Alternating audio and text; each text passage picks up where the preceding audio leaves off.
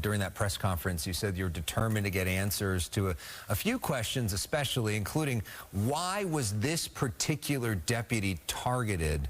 What have you learned so far? Well, they're still questioning the suspect, and when we have the facts, I'm sure they'll come forward.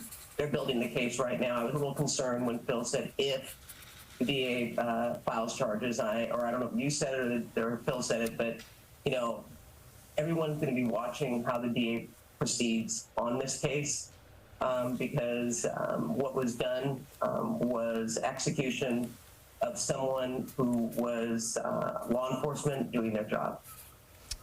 I'm curious if your tone has changed at all when hearing from the suspect's family and learning the fact that he was diagnosed with paranoid schizophrenia. Do you still want DA Gascon to prosecute him to the fullest extent of the law, and are you confident that he will, as he promised Sheriff Luna? Well, I mean, obviously, there are laws on the books, and I expect them to follow them. Obviously, I am sympathetic to the fact that diagnosed mental illness, but, raised a question. I've heard reports, not through the sheriff's department, but through, I guess, the mother, that the gun was purchased legally. I have to question whether laws were followed, when you have domestic violence or mental health and he was hospitalized. Why were not those guns confiscated? These are all questions that I'm going to be asking.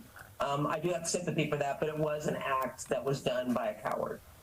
Whether you're mentally ill or not, what we saw, and it's hard for me to watch this take place, but it was an act of a coward, and it was an attack on law enforcement.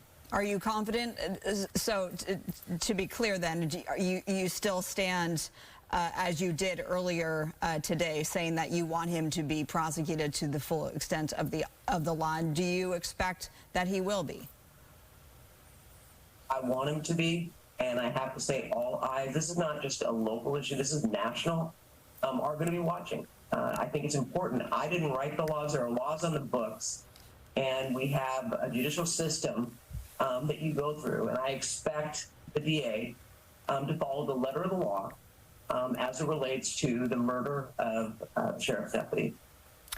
And, of course, the DA getting lots of people running against him who probably will have something to say about this as well if he doesn't do what you just said. So let's talk now about the deputy himself. I know you've spoken to a lot of people that knew him and learned about him. Can you talk to us about his life story and what you've learned from that?